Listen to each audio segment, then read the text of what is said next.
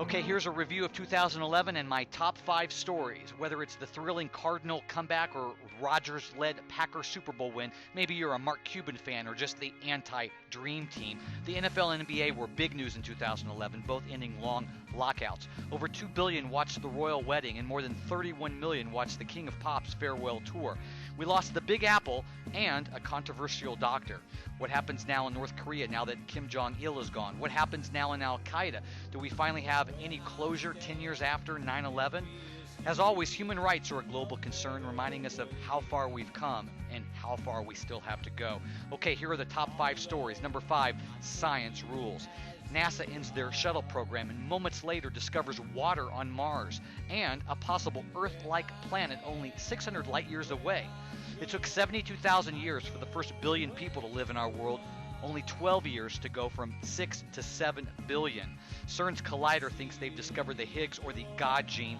New evidence now links the Homo sapien to the Neanderthal, and a new bird virus was genetically created in 2011, leading many to fear about possible germ warfare. But topping all of this was a windpipe organ transplant, artificially produced windpipe made from stem cells.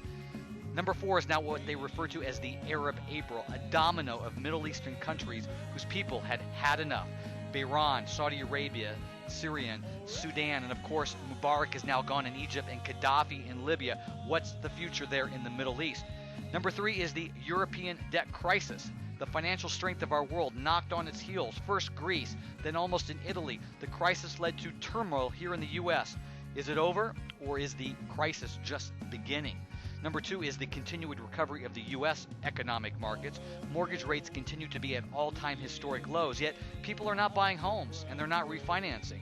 Well, that's because unemployment remains near double digits. In the third quarter of this year, they announced that foreclosures were up 21%. Nearly 350,000 people were out on the streets in just that 3-month period.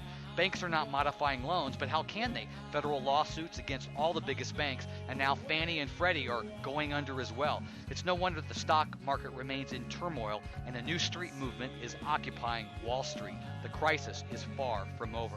But our number 1 story is the incredible power of Mother Nature. Flooding in Brazil. Flooding in Thailand displaced 12.8 million, killing 800. A 6.2 earthquake in Turkey killed over 600. Hurricane Irene came, and tornadoes in the south, 226 tornadoes in one day, a new world record, killing over 300 in just one day. The damage was incredible.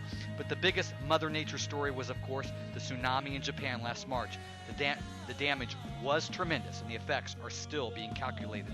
Somehow, the world came together then, and the disaster still leads to some hope of humans and how they'll react in the face of Mother Nature.